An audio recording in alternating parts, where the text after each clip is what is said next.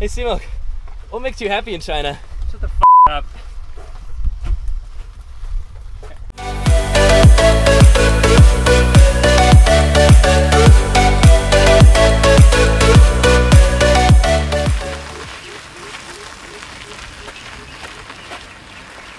What's up, guys? Prozzy and Seabolt here, just setting up my main man's little garage to help fix up the Carlos. And there's some normal stuff wrong with it, battery, ball joints, that kind of thing. And yeah, we're just sitting here having a shit year, feeling down. It's been an incredibly bad year for us. 2016 should have taken it as an omen when you fell off the mountain in the camping video, you guys might remember. And that bike that he actually fell off the mountain with ended up getting stolen, right? Yep, that got stolen. And then a few months after that, my other bike got stolen, the Gene bike, the one that Vivi's old bike. I bought it off him, it got stolen. And then I had another bike that I lent to my buddy, and that got stolen. Well, not stolen, the police took it.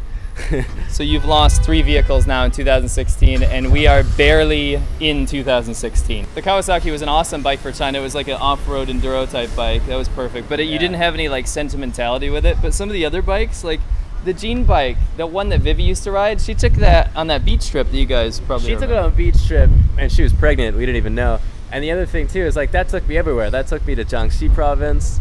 It took me, where the fuck did that thing take me? Everywhere. Everywhere, yeah, a lot of good memories on that bike. And for someone to come and take it, you know, it sucks. It brings the whole thing down. It makes you not want to ride anymore because you think that whatever bike you get is just going to get stolen. Absolutely. As for me, I lost my car, as you guys know, my Altezza, which sucks. The guy that built it ended up taking it, so that was a huge dent to me. I had to go through the whole vaccine scandal, which was infuriating as well.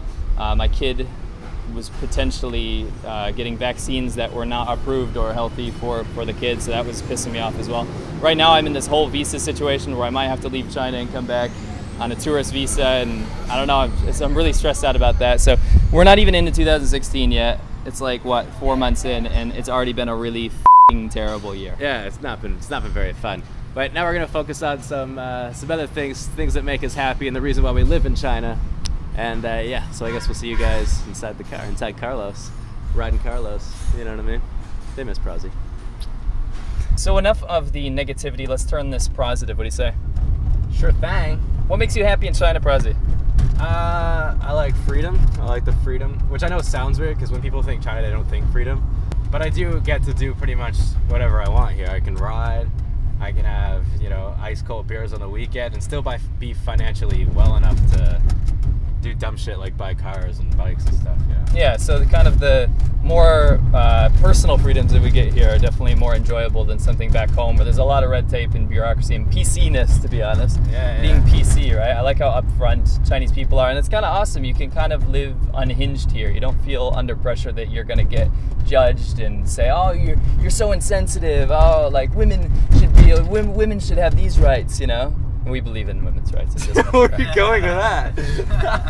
Yeah, I can come here and fucking hate women all I want. You can hate women, you can do anything. Yeah. Oh, we love women. We love women. They're great. Another thing I love about China is the sense of adventure. 7 years now and it's still not worn off. Every time I go to a new province or a new place, it is an adventure. The food is different. The language changes. It's literally like entering a new country or a new land. And that sense of adventure still is palpable for me. I love it. I absolutely love it.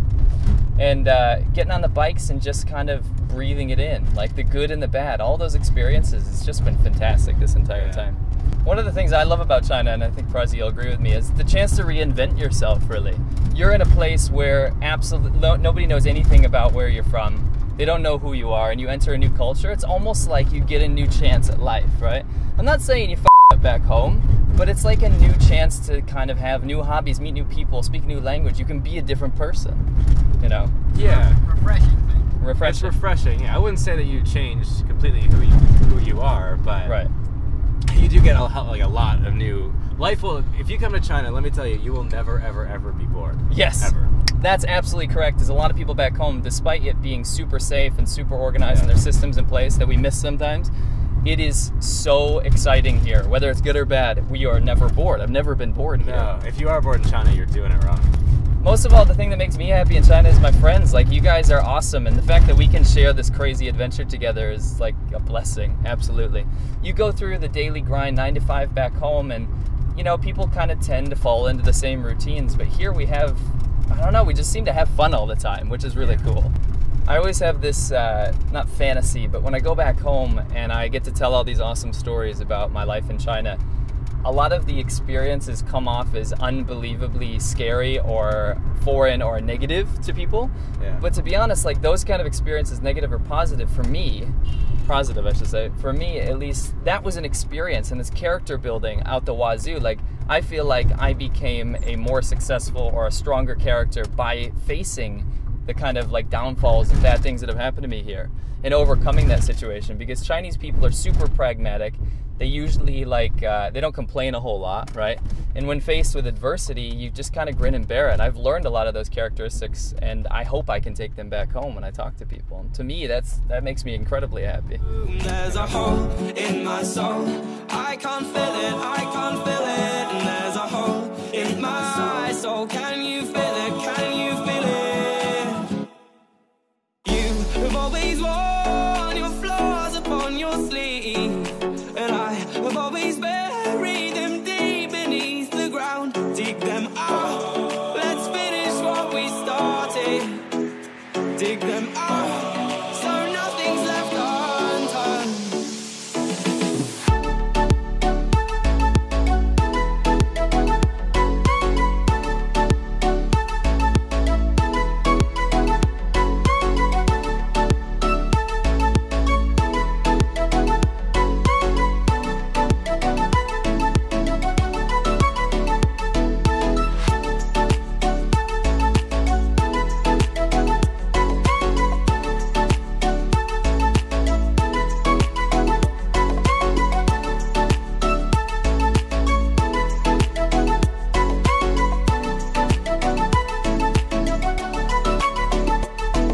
Is the food, because it's freaking awesome.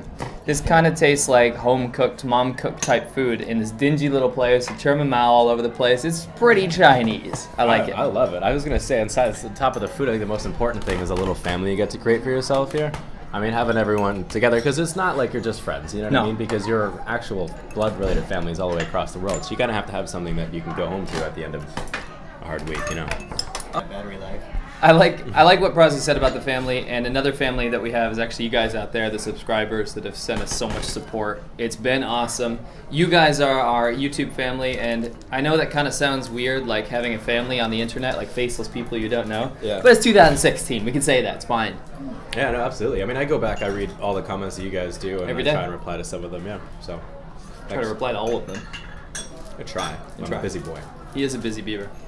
Busier and busier these days. Busy aren't you? beaver. Yeah. I am a little bit busy. Got some stuff, some projects I'm working on that you guys might be able to see a little bit later. So, Hinting at maybe Prazi starting his own channel. Oh my god! maybe if there's enough support, you guys actually want it. A couple of comments have been asking for it, and yeah, maybe Leave more comments below here if you want to see Prazi's own channel. Yeah, please do. If, And some suggestions for a name, to be honest. Yes, yeah, I gotta name my channel, I gotta get content out there. Any suggestions you guys might have, stick it in the comment section. Again, I go back and I read it, and it would help me a lot. I feel like we're pretty positive guys. We're happy dudes. I'm happy to have you guys next to me. Everyone here is part of a bigger thing. It's a bigger picture. We support each other. We love each other very, very much. This is our family. This is who we are. Yeah. This is Laowinners. This is positivity. This is beardness.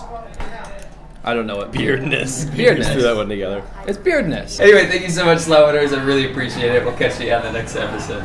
Stay positive. And let's hope for a better rest of 2016. Yeah. I feel like tomorrow's gonna be the day. It could be the day. Fix that.